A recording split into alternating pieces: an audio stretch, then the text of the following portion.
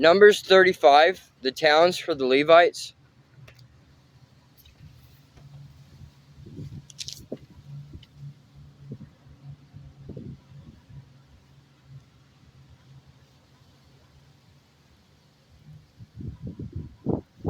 While Israel was camped beside the Jordan on the plains of Moab, across from Jericho, the Lord said to Moses, "Command the people of Israel to give to the Levites from their property certain towns to live in, along with the surrounding pasture lands.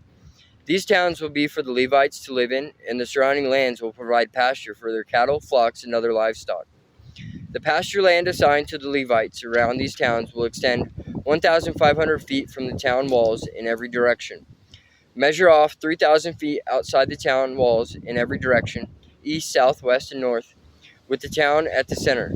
This area will serve as the larger pasture lands for the town.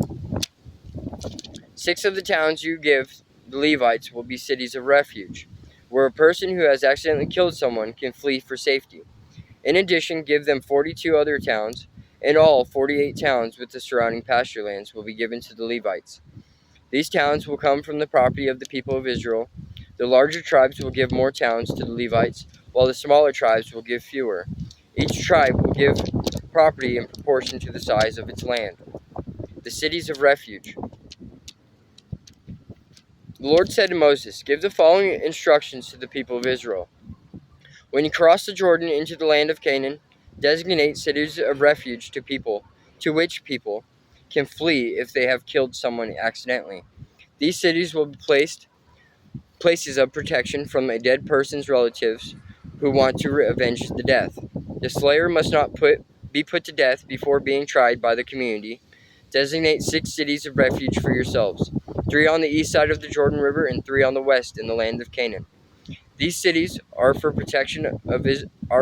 protection of Israelites, foreigners living among you, and traveling merchants.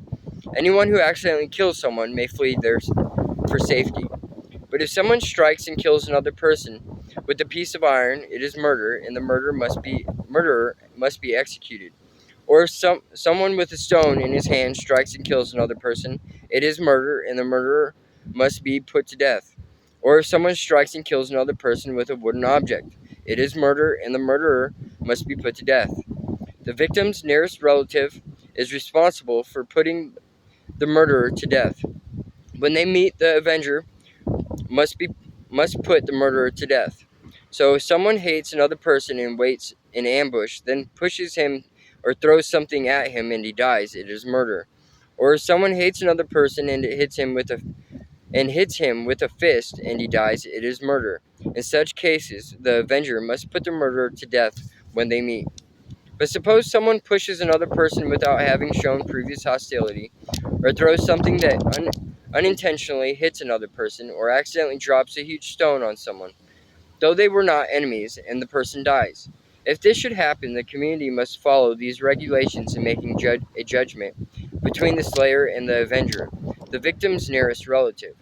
The community must protect the slayer from the avenger and must escort the slayer back to live in the city of refuge to which he fled.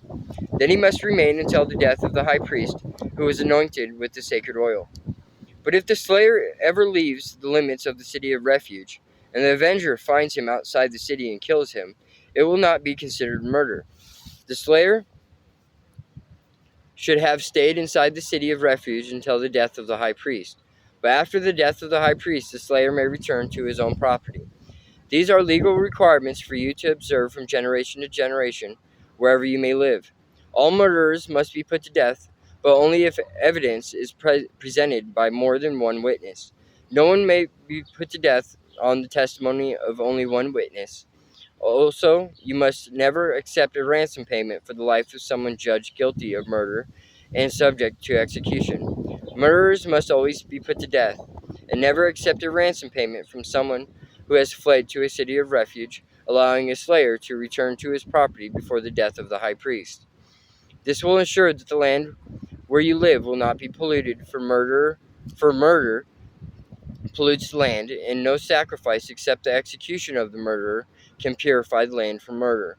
You must not defile the land where you live, for I live there myself. I am the Lord who lives among the people of Israel."